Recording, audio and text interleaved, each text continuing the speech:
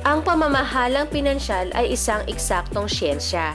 Mahalaga ang bawat piso at sentavo na pumapasok at lumalabas kung kaya't mahalagang may maaasahang sistema.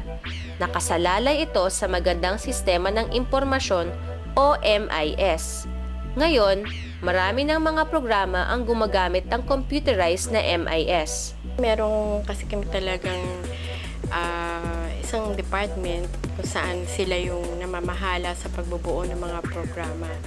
So yung sa MIS namin, sila yung nag-create ng program para ma-enhance namin yung pag-recording, pag-handle ng record kung sino man yung mga miyembro ng healthcare program.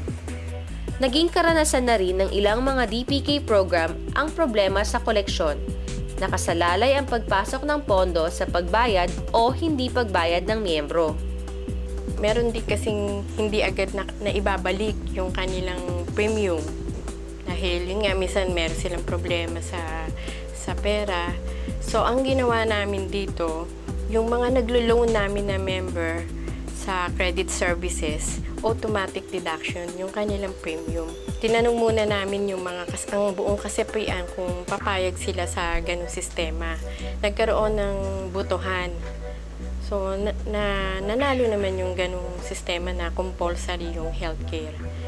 Nakita natin na nakasalalay ang pamahalaang pinansyal sa iba pang mga aspeto ng programa.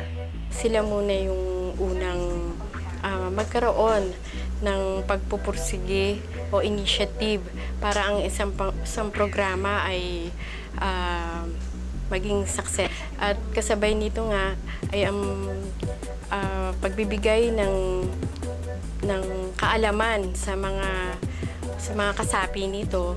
Yun ding pagbibigay ng disiplina sa ating mga kasapi sapagkat kung minsan nagkakaroon ng pag-aabuso sa pondo, so kailangan ma-educate sila talaga sa lahat ng sistema ng programa. Para maging maganda ang pinansyal na kalagayan, kailangang maging maganda rin ang pagkakaengganyo ng miyembro dahil sila rin ang punot dulo ng makakakuha ng mga benepisyo. Bagay, mabuti na rin na mabusisi yung sistema pinansyal ng DPK.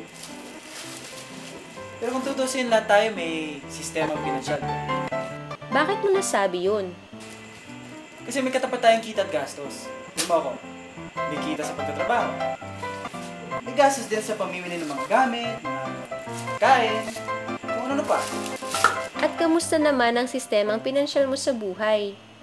Siyempre, katulad ng DPK, kailangan laging mas mataas ang kita kaysa gastos. Ayaw ko ma-negative, di ba?